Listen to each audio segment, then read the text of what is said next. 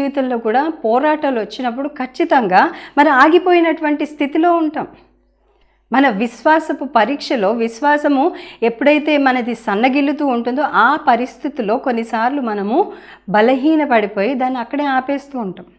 మళ్ళీ కష్టం వచ్చినప్పుడు అబ్బా ప్రభా తండ్రి నా కొరకు ప్రార్థించండి అనే అనేకులకు విజ్ఞాపన చేయమని అడుగుతూ ఉంటాం. కానీ మన దేవుడు మన పక్షాన విజ్ఞాపన చేస్తూనే ఉంటాడు.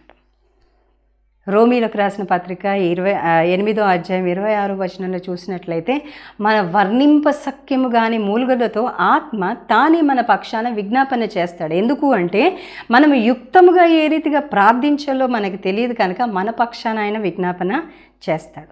అందుకనే ఆ ఆత్మ మనకి సహాయం చేస్తున్నాడు. కాబట్టి మనం ఎక్కడైతే ఆగిపోయామో, మరి ఫైనాన్షియల్గా ఆగిపోయావో, స్పిరిచువల్గా ఆగిపోయావో, మెంటల్గా డిస్టర్బ్ అయిపోయావో, ఫ్యామిలీ డిస్టర్బ్ అయిందా,